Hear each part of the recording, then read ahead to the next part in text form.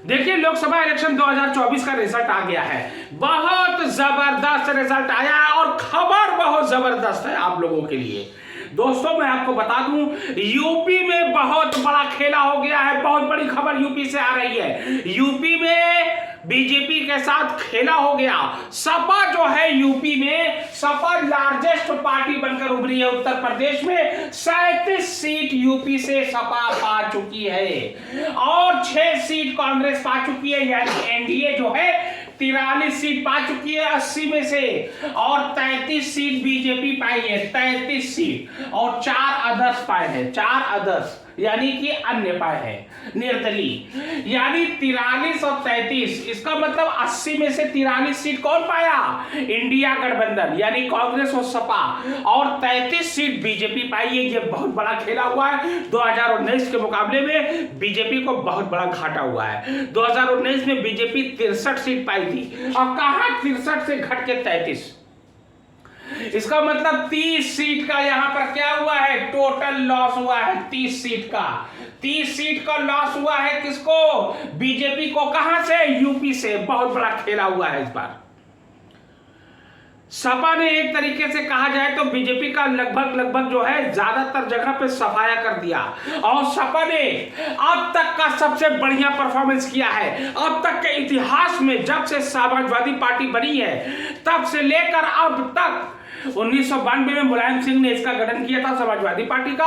1992 से लेकर 2024 तक में अब तक में सबसे ज्यादा सीट जो है सपा इस बार पाई है। मुलायम सिंह एक बार 36 सीट पाए थे 1996 के इलेक्शन में लोकसभा में, लेकिन इस बार एक सीट उससे भी क्रॉस हो गई अखिलेश यादव की, और अखिलेश यादव 37 सीट पा गए यूपी से। इसका मतलब यूपी में बीजेपी का बहुत भारी नुकसान हुआ है, बहुत जबरदस्त नुकसान हुआ है। उसके बाद महाराष्ट्र में एक और ऐसा राज्य जहां पर बीजेपी को बहुत भारी नुकसान हुआ है, एनडीए को। एनडीए यहां पर ध्यान देना, महाराष्ट्र में इंडिया जो है ये पाई है 29 सीट और एनडीए 18 सीट। इसका मतलब महाराष्ट्र में भी जो है इसको बहुत बड़ा नुकसान हुआ है 1 अदर। यानी टोटल 48 सीट है महाराष्ट्र में। 48 में से 29 इंडिया गठबंधन यानी उद्धव भाऊ ठाकरे, शरद पवार गुट, उसके बाद कांग्रेस, ये मिलके चुनाव लड़े थे। और यहां पर जो है क्या हुआ? इंडिया को, राहुल गांधी को बहुत बड़ा फायदा होता हुआ नजर आ रहा है और ये 29 सीट पर काबिज हो गए। 18 सीट एनडीए को, यानी एनडीए को बहुत बड़ा झटका लगा है। एनडीए के साथ था कौन कौन? बीजेपी थी, उसके अलावा जो है शिंदे गुट, और उसके अलावा जो है अजित पवार गुट, छगन भुजबल और प्रफुल्ल पटेल वगैरह जो पार्टी तोड़कर आए थे शरद पवार अपने चाचा से। एक और नुकसान महाराष्ट्र में, बहुत बड़ा नुकसान यहां पर। उसके बाद देख लीजिए पश्चिम बंगाल में ये कहा जा रहा था कि बीजेपी इस बार जो है अच्छा परफॉर्म करेगी पिछली बार से भी। पिछली बार 18 सीट बीजेपी पाई थी, इस बार बीजेपी का दावा था 25 से 30 सीट। इसका उलट बीजेपी यहां पर पा गई है सिर्फ 11 सीट, और ममता बनर्जी की तृणमूल कांग्रेस पार्टी कितनी सीट? 30 सीट पर काबिज हो गई। यानी 42 में से 30 सीट कौन पाया? ममता बनर्जी ने, और 1 सीट अदर्स। टोटल क्या हुआ? 543 पर इलेक्शन होता है। 543 में एनडीए यानी जिसमें बीजेपी है और तमाम उसके घटक दल है, तेलुगु देशम पार्टी है, नीतीश कुमार की जेडीयू है, और तमाम जो पार्टी है अपना दल है, ये सब मिलकर 291।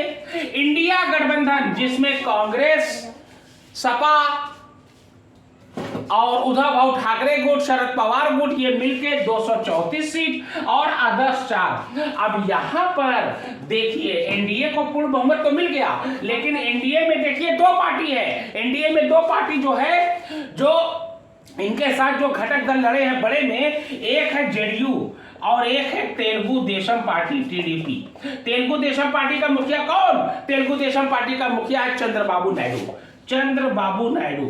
अब चंद्रबाबू नायडू है, और उसके अलावा जो है जेडीयू का प्रमुख कौन है? नीतीश कुमार, जो बिहार के मुख्यमंत्री हैं। अब यहां पर देखिए ऑफर का खेल चालू हो गया है। क्योंकि देखिए किसी सिंगल पार्टी को पूर्ण बहुमत नहीं मिला है, यानी मेजॉरिटी किसी को सिंगल नहीं मिली। हाँ, एनडीए को पूर्ण बहुमत मिला है, एनडीए के घटक दल ये सब हैं। अब जेडीयू को ऑफर दिया जा रहा है, टीडीपी को ऑफर दिया जा रहा है, जबकि टीडीपी ने वहां विधानसभा का इलेक्शन भी हुआ है आंध्र प्रदेश में, और आंध्र प्रदेश में टीडीपी ने बहुत अच्छा परफॉर्म किया है और टीडीपी की सरकार लगभग वहां बन चुकी है, बनना तय है। आंध्र प्रदेश में तेलुगु देशम पार्टी चंद्रबाबू नायडू की सरकार बनना, विधानसभा का इलेक्शन हुआ है, वहां तय है। लेकिन अब यहां पर देखना यह है कि अगर टीडीपी को और जेडीयू को अगर ये अपने पाले में इंडिया शामिल कर लेती है तो इंडिया को पूर्ण बहुमत मिल सकता है। लेकिन ये दोनों पार्टी एनडीए के हैं और एनडीए किसी भी कीमत पे इन दोनों को खोना नहीं चाहेगी।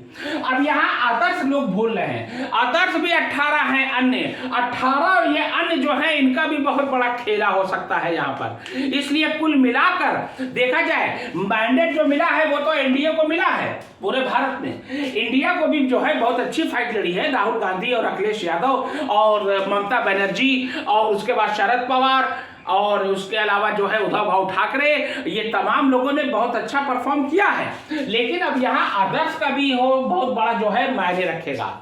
अब यहां देखना यह है कि आने वाले दिनों में सरकार किसकी बनती है, किसके हाथों में सत्ता जाती है और किसको भारत की बागडोर संभालने का मौका मिलता है।